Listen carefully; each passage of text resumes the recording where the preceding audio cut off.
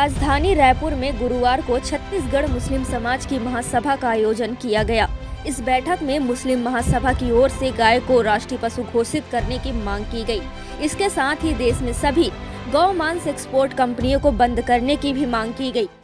गौ वंश की दुर्दशा किसी से छुपी नहीं।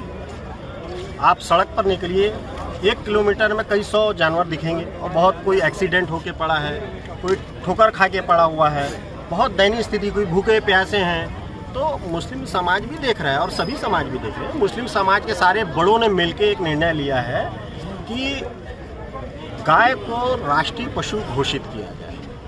ये पहल हिंदुस्तान में छत्तीसगढ़ और रायपुर से हुई है और सारे हमारे प्रमुखों ने मिलकर इसका निर्णय लिया है कि गाय को राष्ट्रीय पशु घोषित किया जाए।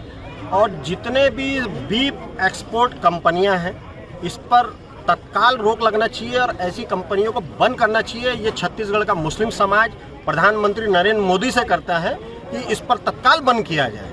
अगर आप गाय के हितैषी हैं, गौवंश के हितैषी हैं, तो जितने एक्सपोर्ट हो रहे हैं, जितने कंपनी हैं, इसको बंद होना चाहिए।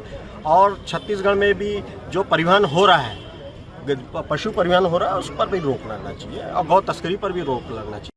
गाय को राष्ट्रीय पशु घोषित करने वाली मुस्लिम महासभा की मांग पर सीएम विष्णुदेव साय का बड़ा बयान सामने आया है। मुस्लिम महासभा की मांग पर सीएम विष्णुदेव साय ने बड़ा बयान देते हुए कहा है कि हम तो सतनामी लोग हैं, गाय को हम माता मानते हैं। अब हम लोग तो सनातनी लोग गाय को माता मानते हैं और उस तरह से उनकी पूजा करते हैं।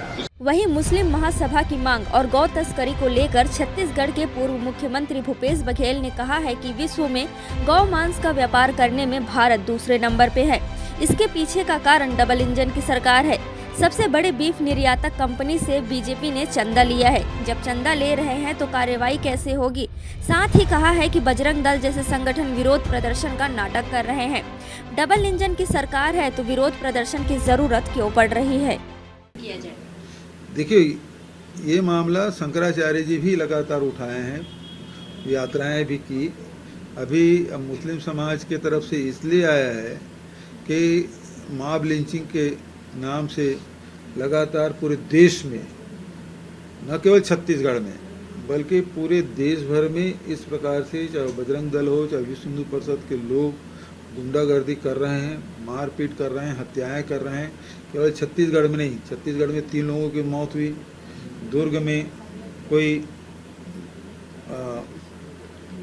गाय की मुंडी काट के रख दिए थे, वहाँ प्रदर्शन किया गया। अभी तक के किसने किया इसके बारे में कोई जानकारी नहीं। उसी प्रकार से कमरदम हो गया, रायपुर में हो गया। लगातार इस प्रकार से घटनाओं की बाढ़ आ गई है छत्तीसगढ़ में। 5 साल पहले, 5 साल कुछ नहीं हुआ था, अभी 6 महीने में इन घटनाओं में ज़बरदस्त वृद्धि हुई है। और न केवल छत्तीसगढ़ में बल्कि अन्य प्रदेशों में भी इस प्रकार की घटनाओं की बाढ़ आई है। इसका मतलब ये है कि ये फिर से उसी प्रकार से नफरत और हिंसा के माध्यम से ध्रुवीकरण के राजनीति को अंजाम देने की कोशिश कर रहे हैं।